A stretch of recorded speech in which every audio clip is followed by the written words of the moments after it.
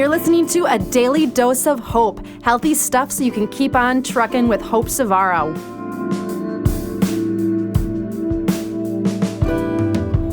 Hey everybody, welcome back. Hope Savaro here with Chrome and Steel Radio and A Daily Dose of Hope. I'm super excited. We have an amazing lineup of guests in the next couple of shows, but this one I'm particularly excited about because he and I speak the same language. Many of you know that my passion is health, wellness, and fitness, and Ben is going to be talking to us about just that today. So Ben Reuter, he is the creator of Moving to Live. I believe it's with a podcast. Is that correct, Ben?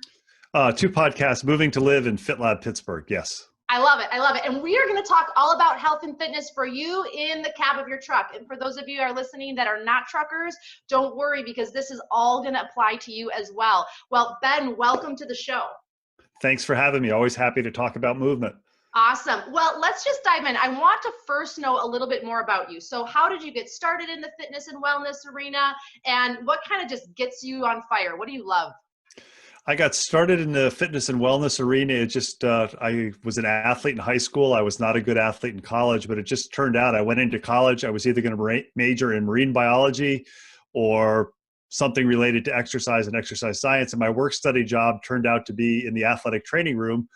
And my first biology class was plant biology, and I hated it. So it was an easy decision to get the education. And my original career plan was I was going to end up in Colorado working as an athletic trainer in a small college. Well, I'm south of Pittsburgh. I teach at a university doing teaching exercise science classes.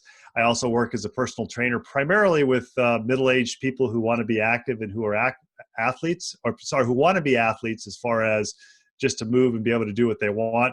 And then, as you mentioned, I have a couple of podcasts because just like you, if one thing isn't enough, you take something else out. And I really believe the more I do it, and I guess the older I get, because I turned 50 last year, the more important it is to think about movement as a lifestyle, because ideally what we want to do is we want to be able to do whatever we want to do until we drop dead of a massive stroke or a heart attack, hopefully 40, 50 years from now, rather than spending the last 10 or 15 years of our life saying, geez, I wish I could still be driving a truck, or geez, I wish I could get down on the floor with my grandkids.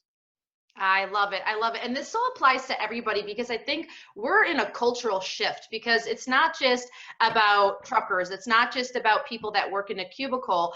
We all as a whole, especially in America, need to move more. And I always try to explain to people, it's not about you just going to an exercise class for 60 minutes once a week, which is great. It is fantastic that you've added that to your life, but it's about adding more movement and just more awareness to that overall on the course of the day. I mean, would you agree?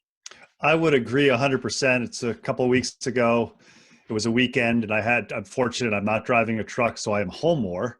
But what I was able to do is I took the dogs for a run. I went for a bike ride. And then unfortunately, like those of us who are homeowners, it was time to clean the garage. And it's like, well, I'm just going to leave my GPS watch on. So I have a GPS watch.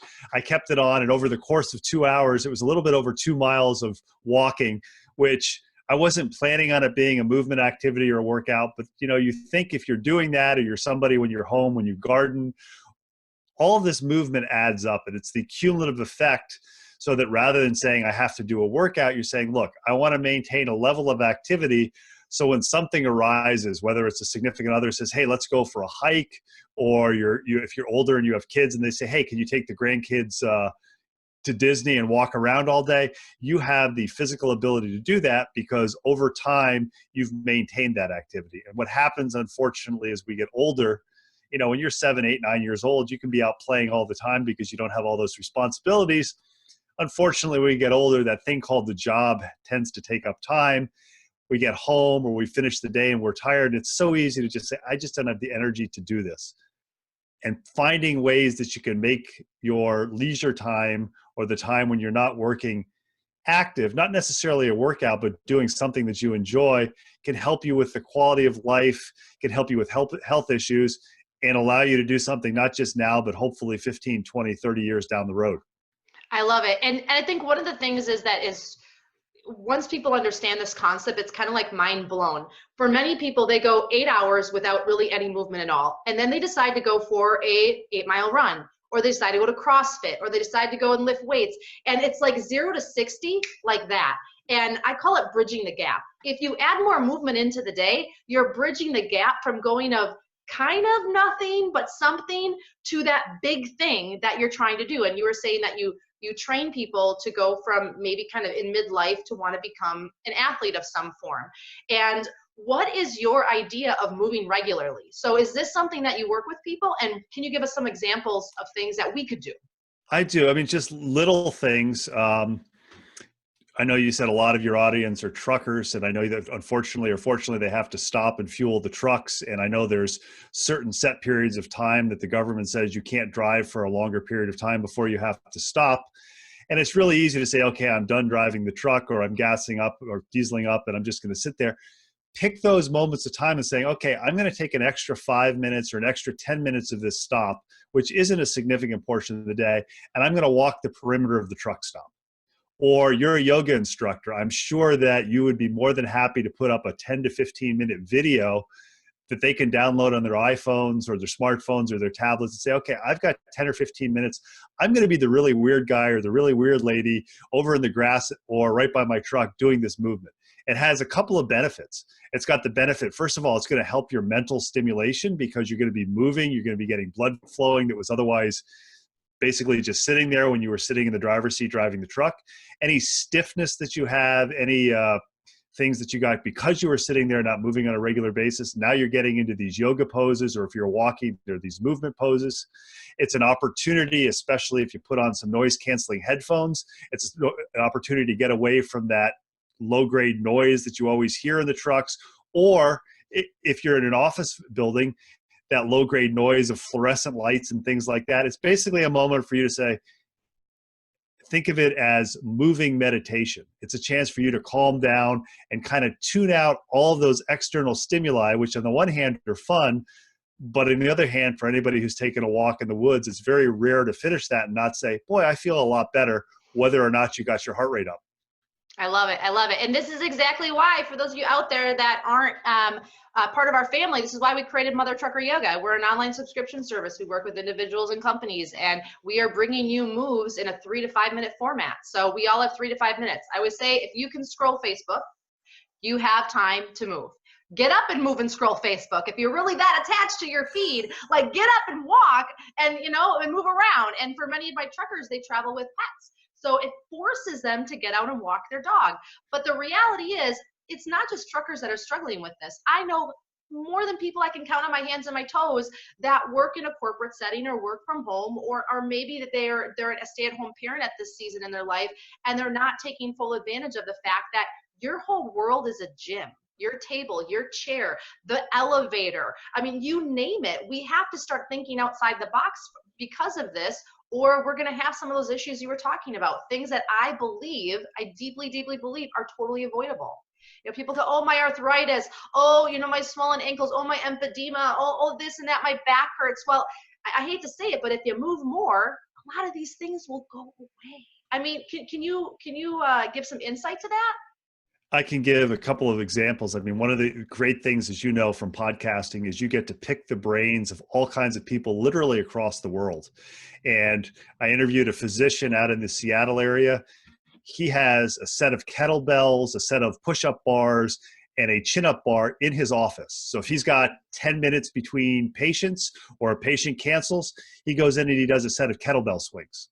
I also had the opportunity to interview a sleep researcher who, interesting story, he's actually an Irishman who lives in Australia, but he works in the mining industry. And he said it is written in stone for him, no matter where he is, whether he's out at a mine site someplace in Australia or in Africa, or if he's at home where he lives, he gets an hour of movement a day in. Now, that may be an extreme for some people, but talking to him, it's not for the physical benefits. He said, I know I'm much more focused mentally if I can do that. And an hour may not be enough or maybe too much for some people, because some people have physical limitations. Some people literally with their jobs may not have time. But as you said, that 5 minutes, that 10 minutes, that 15 minutes just to do something, people always have a tendency to say it's all or none. Well, if I'm not walking for 30 minutes, or if I'm not jogging for 30 minutes, or if I'm not lifting 3 times a week, then it's not worth doing. Well, that's not true. any movement that you can add to your day helps, so that you're not one of those people. It's like, okay, I've got a week off. I'm going to go and I'm going to exercise as much as I can. And then you get hurt. Think about areas in your life where you can do that. When can you take the steps in the office? If you're on a call, one of the people that I interviewed for my podcast said, I only like to take calls if I can walk with it. So I actually did a podcast with this gentleman while he walked his dog. Love it. So on the one hand, the sound quality was a little less. On the other hand, it was kind of cool because you'd say, we're coming up on another dog. You may hear Bucky barking. So all of these things that people need to look at, I think classes are great. I think gym facilities are great. But at the end of the day, it's each person saying, where can I add more movement into my life? And, everybody's a little bit different. And there are recommendations for movement, et cetera. But really, it's like, okay, what can I do to add more? And then many people all of a sudden find out, wow, I really like to exercise. I interviewed somebody from my local podcast who her daughter was raising money for a charity. And so she and her husband, who were not athletic, decided that they were going to run tag team from Washington, D.C. to Pittsburgh on a rails to trails. She had never exercised before. She said, I was a junk food addict. I smoked. I drank a lot of soda. And by the way, they did this with 4 kids. So one of them would run, the other one would babysit. And she said, now she's going, I can't imagine why I didn't do this sooner. I feel so great. I never knew I felt that. So you don't have to be a runner. It's just some sort of movement with that blood flow. I know there are physicians who say, one of the things that can help mild cases of depression, just get the blood flow, walk, take a yoga class. Figure out if you're somebody who needs a community or you're somebody who does better just with that one-on-one time or just alone time, and just do something that involves movement. I love it. I love it. And for many of you that know my story, I have a passive addiction, eating disorder, depression. And when I tell people that I worked through that without medication, they're always like, how did you do it? And yoga and walking were a big factor of that. And you hit it on the head. There are so many other benefits to you getting up and moving. Let's not even call it exercise. Let's just call it moving and integrating and being a part of life. I think technology is the best idea ever. It allows us to do things like this. It allows us to get information out. It allows us to connect with people that we wouldn't have otherwise connected. But it also kind of plops us down in place and we stop experiencing life. And one of the things that I would love to know your feedback is, what is your idea of moving regularly? Like, okay, we talked about it might not be an hour, but if you would say, hey, Joe, hey, Sally, I really think you need to do X, what would that be? I start by breaking it down and what is a manageable time period for somebody. And I think most of us probably, if we looked at our schedules, we probably blow anywhere from 15 to 30 minutes at a time, once or twice or 3 times a day, whether it's Facebook, whether it's Instagram, or the big thing that I've given up a lot of is TV. Mm-hmm. Not because I don't like vegging in front of the TV, but it's like, boy, I've got all these other things to do. So it's too easy to say, Hope, you should be exercising, you should be walking an hour a day. Well, that's a big, big stressor for somebody if they don't move on a regular basis. On the other hand, it gives them anxiety almost sometimes. It's anxiety. If you can say, look, can you find 3 times a week where you can go out for 15 minutes and just move in some way, whether it's strolling, whether you're fortunate enough to have a dog. And I think one of the things that we can't underemphasize is if you can get yourself outside in a park or someplace that's a green area where you can walk, or I think it's the Japanese come up with it, they call it a nature bath. Where there's not a set goal of saying, okay, I've got to walk for 15 minutes. But it's like, oh, here's this nice park. Can I just walk in that park, look at the birds, look at the trees, et cetera? And you'll find that helps if you've got that level of anxiety, if you've got that level of stress. Most of my movement, I'm fortunate enough to live near a park, and I do a lot of biking or walking and running with my dogs. I was there with them this morning. I saw 3 rabbits. I saw a deer. I don't see that when I go to an exercise class, and that's not to downplay exercise classes, but as I've said, I have never finished a walk or a run or something where I'm outside in nature, even if I've gotten wet, and not said, boy, I'm glad I did that. Whether it was just 10 minutes or if I was fortunate enough to have a lot of time, and yes, I go overboard a little bit, whether it was a 2.5-hour hike. I love it. And I think the hardest part for many people, and I can speak from experience, is it's change. It's change. It's going to be different than what you're doing. And sometimes we love to hate our misery. It's comfortable. It's familiar. We're overweight. Our back hurts. Our legs hurt. And like, what else will we talk about then? We'll have to talk about how happy we are and how good we feel. And for my fellow truck drivers out there, or maybe you work in a corporate setting, hey, knock on the door of the person next to you. You want to go for a walk? So many more truck stops now have hiking trails, rest stops. They're in a beautiful wooded area. For my people that work at a desk job, walk the floors, take the stairs, get outside and walk around the building. There are options out there. And one of the things I realized is I had so many excuses in my life to why I wasn't doing things. And I started calling myself out on that. And the best way I did that was I actually started using my calendar, and I started mapping out how I used all my time. And I started realizing, like you said, there were huge chunks of time that I wasn't using productively. Like if I'm going to have an anxiety period, I might as well go walk and have anxiety versus sit in my bed with the door closed and like cry and like have this horrible experience. I might as well go do something with it. And I'm curious, Ben, because I know a lot of people are out there saying, how do I start? Like, how do I actually start doing something more? What do you tell people? I think it depends on the person, but I know something you mentioned a few minutes ago is many of the truckers now have pets, or people have pets.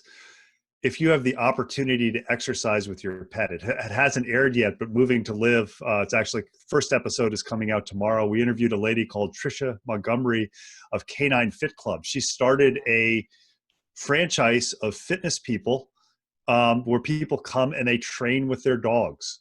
So it's not just you're going to a class. And what I think is especially interesting, and I know Trisha shared this with me on the podcast, so I don't think she'll mind me sharing it with you and your listeners, is she was with her dog at the vet, and the vet looked at her and said, "You're getting fatter and so's your dog. You need to do something." And she said, "I went home and cried, and then I realized I need to do something." And she went from that to now she's got this phenomenal idea. So I think the first thing is pick something that you like to do. And I know some people may say, well, I don't like to move. So if you don't like to move, find, as you said, a friend, a coworker, something like that, so you can hold each other accountable and just pick something that you want to do. Say, okay, we're at the office and we work on the 15th floor. Let's take the elevator to the 7th floor every day and walk the last 8 floors up. Just start with that. You say, I'm going to do that. So it's not that excessive. And then you just say, okay, I've done that. And if you fail one day, if you don't have time, you're running late, it's like, okay, so I didn't do it that way. I didn't do it that way. Think of it this way. Most of us brush our teeth once or twice a day or more times a day. All of us have had times where maybe we've been traveling or we're just too tired and we don't brush our teeth. None of us wakes up the next day and says, oh my God, I'm a failure. I didn't brush my teeth last night. We say, oops, didn't brush my teeth. That was another thing. It's the same thing with movement. We like to move every day. I have a built-in set for minimum exercise simply because I've got 2 Labrador retrievers. Yesterday, they took the day off because I was looking at my Strava, which is a way you can track movement. And I realized that I had taken them to the park and walked or jogged with them for 10 or 11 straight days. It's like, okay, they need a day off. The good thing is they were bouncing off the walls this morning to go to the park. So it's kind of like, oh boy, this is fun for me too. The bad thing is at about 8 o'clock last night, I'm like, oh God, if they don't calm down, I'm going to go nuts. So I think the way to start is just something small that's manageable. So maybe, steps, or you go to the grocery store and rather than driving around saying, I'm going to get as close as possible, park at the backside of the parking lot. If you live in an area where the environment is bad, the mall, you go to the mall and you walk around the mall. And I don't think care if you have to walk around the truck stop, chip department 20 times, just do it, do something. And you hit the great point. A lot of these rest stops that you see on the interstates, I actually picked up a new puppy about 6 weeks ago and was over in the Cleveland area, and we stopped at a couple of rest stops. It's like you said, there's little walking trails. So, you hear I-80 zooming off in the background, but you get 20, 25, 30 yards down the trail. It's like, oh, this is nice and relaxing. So just something. I know a couple of years ago, I was speaking at a conference in Philadelphia, which is about 6 hours away. And 6 hours is a brutal drive. That's a long time to be sitting in the car. Coming back, I took a slightly different route. We stopped halfway there and we took an hour and a half hike on the Appalachian Trail. So if you're a trucker and you're driving over the road, and I know there are times when you have to be down, you've got Uber, you're staying in a hotel, you're staying at the truck stop because you've got a sleeper cab, look up Uber, get them to take you to a local park, or maybe there's a really neat, if you happen to be outside someplace where there's a national battlefield like Gettysburg or a national park, it's like, man, you can go, you can do something, see something that maybe you otherwise wouldn't have been able to do, and not only have some great pictures, but also have a great experience. It's not always what you get, but it's the experiences you get to have. And take the phone along and take some pictures so you can see, wow, that was a lot of fun. I love that idea. I love that tip. And I think for people that travel, I travel for work quite a bit now. And I think that's the bread and butter. It's like you might be staying in one location, might not be ideal for you to walk to where you're going. Take a 5-minute Uber so that you can go walking. If that's what it takes, like let the restraints off of your life. Like give yourself permission to do it differently. And it might be different than what your neighbor decides. You might not be training for a marathon. You might not be, on a 1,000-calorie diet and training to run 20 some miles. But what you are doing matters for you. What you are doing is helping you. And I don't care how small it is, because we all put one foot in front of the other every single day. Don't judge that process. One of the things that you had mentioned when we talked before we were going to go live here, was the idea of movement or activity versus lifestyle. And this is something that I very much relate with and try to teach people. I'd love to hear your perspective, because I think when people think of adding more exercise or movement to their day, they start thinking of it like, I have to take up something. Like now I'm going to add something, and then we get the I'm too busy, I don't have time, I don't have money. But can you give some people some perspective to shift their ideas on movement and exercise from an activity they do to a lifestyle approach?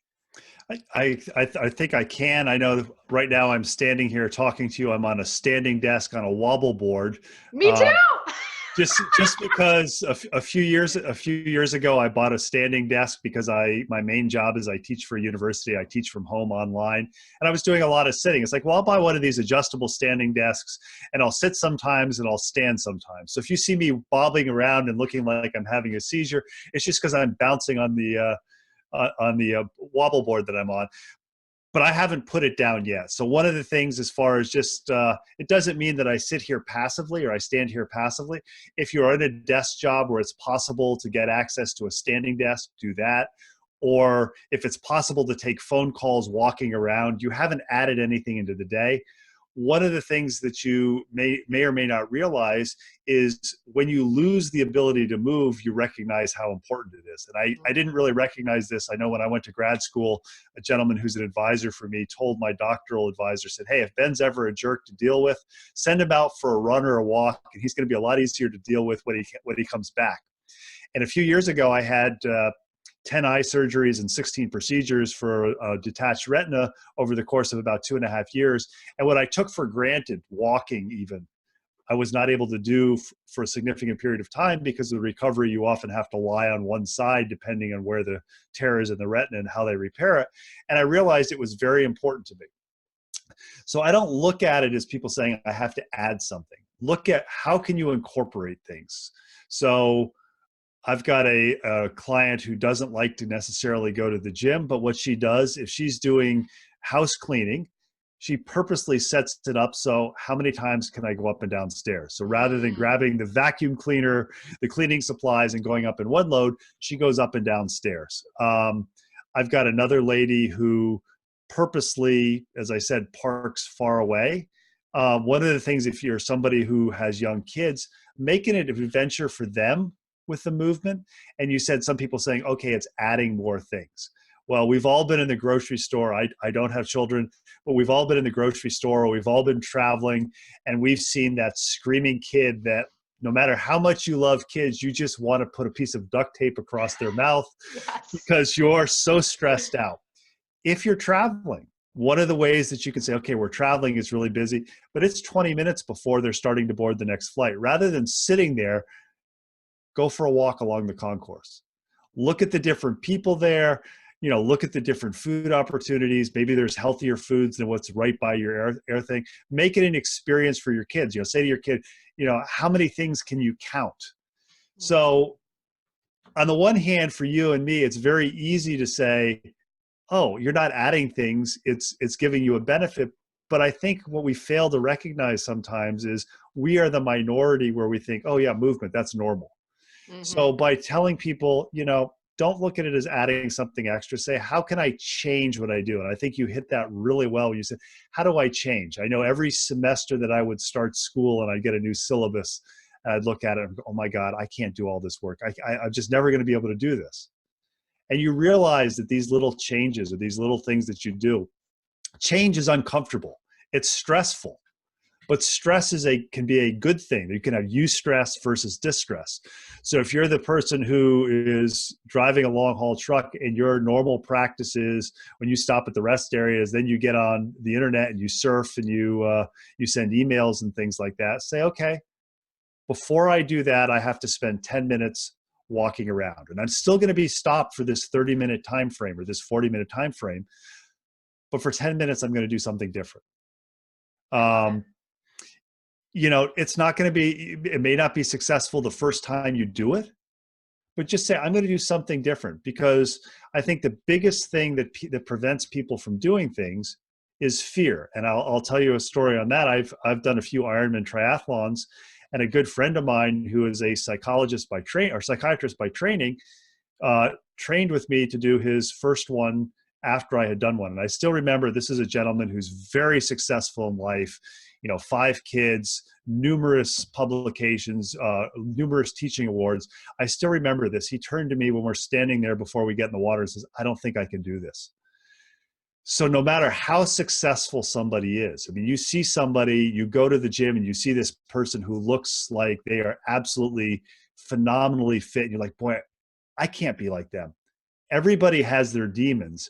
And as you said, look, do something different, recognize that you may be doing something different than your neighbor, and you may all of a sudden figure out you got a lot more in common than you think of it. All of us have our demons or things that we're not sure about. And if you're not happy where your life is, taking that little step of 10 or 15 minutes may have benefits, not just now, but weeks or months or years down the road. I know I tell my clients when they work with me, I said, don't look at it from one session to the next. Look at where you are now versus 3 months ago. And if you can say, boy, I'm doing better by and large from 3 months ago, then you're moving in the right direction. So if you're starting a movement program or making movement more of a part of your life, don't say, oh my God, I've only done 2 days in a row or 2 days this week. Don't say that. Say, what was I doing 3 months ago?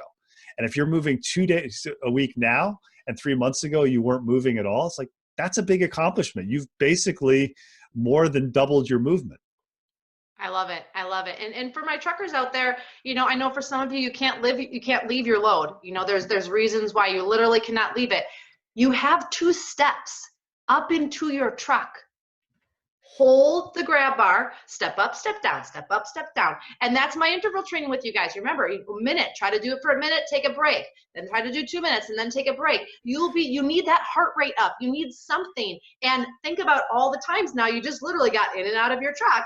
How many times? And that's going to benefit you. And you hit it on the head when you were talking about this idea of we look at our neighbor or we look at the person with the amazing abs at the gym and we think, I'm never going to get there. And I think one of the things we have to remember as human beings in this world is you don't want to be them. You want to be you.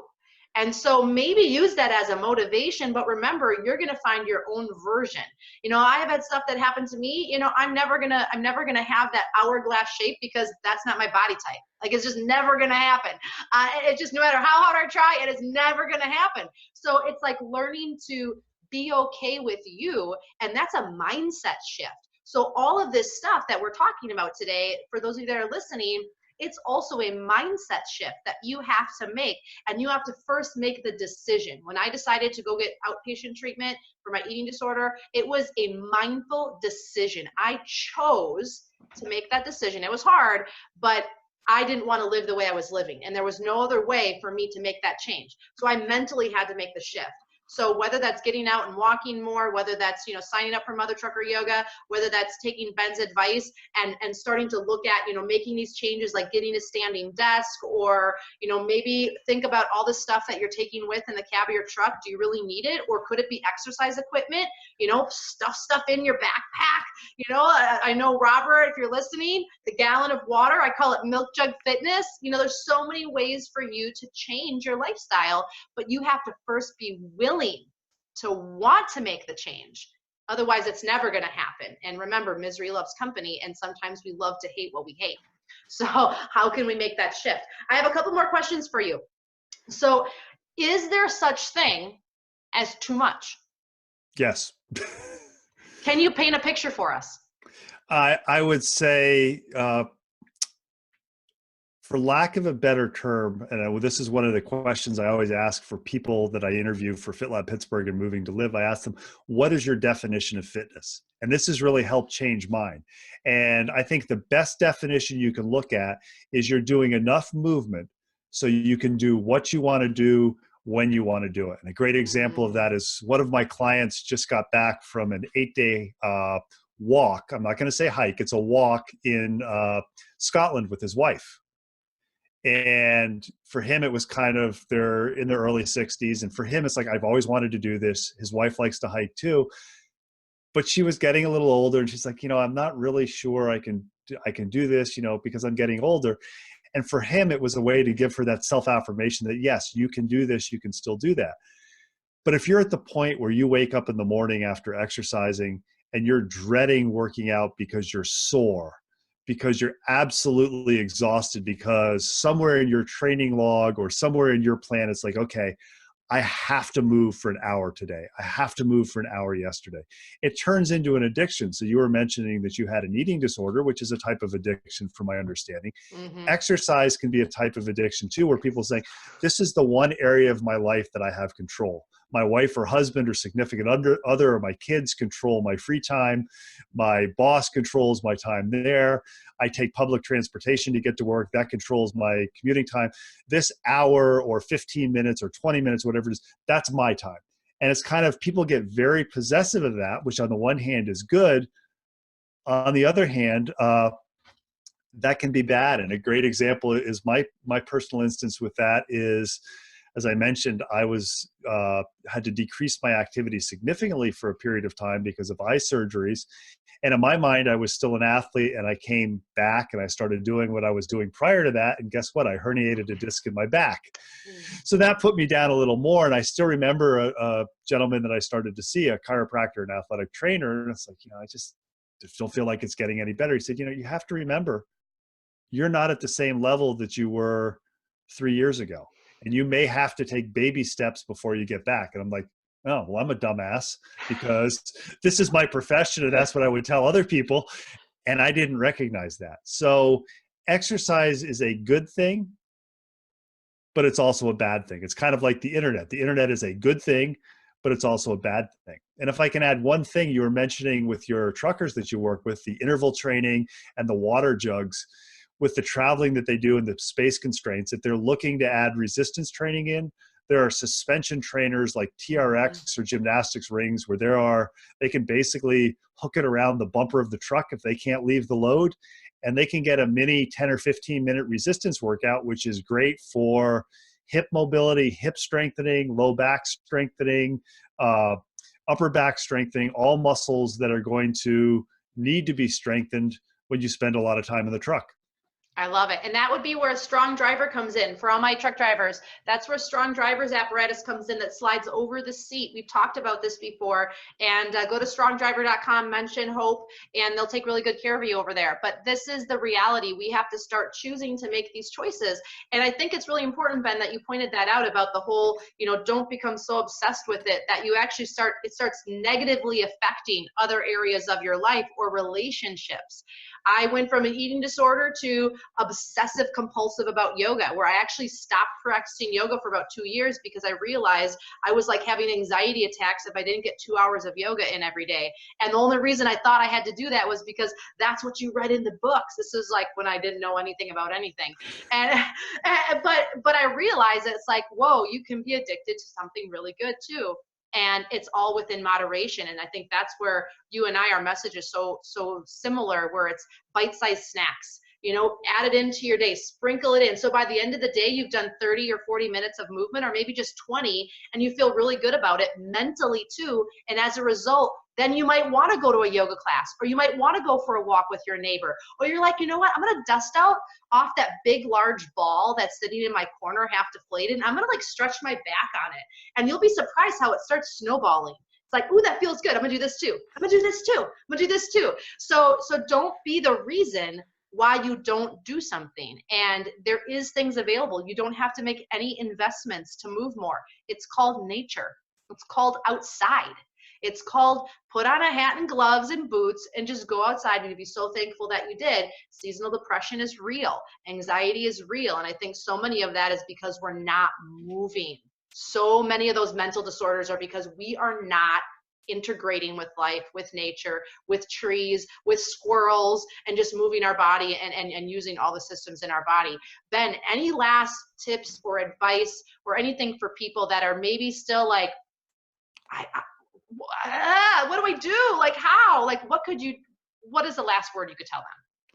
I think one thing, there's a huge number of pet owners out there. And if you've got a dog and you don't exercise with your dog, and I'm saying exercise basically meaning getting outside and moving, that's the perfect impetus. I was fortunate enough to have a dog that I put down a few months ago for 8 years. The last 4 years, she had idiopathic epilepsy. And what I realized is no matter what the movement was, whether we went out and we walked around the backyard, or if she was feeling better and we went for an hour and a half hike in the snow, to see her tail wag, to see her ears go up, to see her tongue, and you could just tell that it enhanced the quality of her life. And I firmly believe that moving with her on a regular basis, and I'm saying moving, not exercising, because sometimes with the drugs, we were just going outside and hanging out, gave her a higher quality of life. That holds true for us. And I think the message that you're delivering, hopefully some of the information I've had, pick 10 minutes out of your day and say, I'm going to do something different and I'm going to move. Whether it's like, okay, I'm watching TV. That's what I do. Commercial comes on. What I'm going to do is for 30 seconds of this commercial, I'm going to stand on one foot and work on my balance. For the next 30 seconds, I'm going to stand on the other foot. And then say, whenever I watch TV, when the commercials come on, I have to do something standing up. I love it. I love it. Here's a challenge for you listeners. The platform that you're listening to this on, there's a comment section. Drop it in the comment section. What are you going to add to your day? And nothing is too small. I don't care how microscopic it is. Nothing is too small. And I'm going to challenge you to drop it in the comment section. And if you're like, oh, I don't know if I should, do you not believe that you can do it? What's holding you back from this change? It's probably up in here, probably some lie that you've told yourself, but drop it in the comment section and let's help you hold yourself accountable to that. Ben, where can people find more about you? Because for those of you who are truckers, you're all over the US. You might be coming right through his neck of the woods. How can people find out about you? Well, I've got 2 podcasts, but the easiest way to get access to both of them is go to our podcast website of one of them, FitLab PGH. That's FITLABPGH.com. You'll be able to have a link to my Moving to Live podcast. You'll be able to get FitLab Pittsburgh podcasts, which are related to movement and movement opportunities in the Pittsburgh area. But more importantly, there's also a link to a YouTube channel or our Instagram accounts where every Monday, Wednesday, Friday, we do a 1-minute movement tip lifestyle hack video. Everything from if my girlfriend comes up with a quick and easy recipe, or I mean, some of the things are just absolutely that you or I would think, well, this is common sense, and other people don't. So it's just a 1-minute tip. I will warn people, as I said, it's 3 times a week. Lots of Labrador videos in them, because a lot of my thought processes come when I'm out with my dogs. It's like, oh, this is a really good idea. So FITLABPGH.com, and hopefully there's a few guests that you like listening to, because to me it's about the guests and the information that they can provide, or my opportunity to be on shows like Hope's, because I really believe treat movement as a lifestyle, not, okay, it's a workout, oh, I'm on vacation, I don't have to move now. I love it. I love it. And we will provide all those links with all of Ben's information in the description and in the comment section. So you guys can literally just click over to his info and follow him. listen to his podcast. The more you start having this in your brain and in your psyche, the more it feels natural, okay? So follow people like Ben, listen to people like Ben, and interact with him. If you have questions, I'm sure he's always open to it. And if you're in the area, look him up. Look him up, get a session with him. Every movement matters, every movement counts. Ben, thanks so much for tuning in. And thank you especially to Davey Crockett, TA Petro. Without you guys, Curve and Steel would not be possible. I wanna thank Back Shield, I wanna thank Mother Trucker Yoga, and most important, I wanna thank all of the listeners out there because we are doing this for you. Until next time, don't forget, no matter how hard it gets, never lose hope that there is opportunity out there for you. You just gotta grab it. Bye now. And you've been listening to A Daily Dose of Hope with Hope Savara. Thanks for tuning in.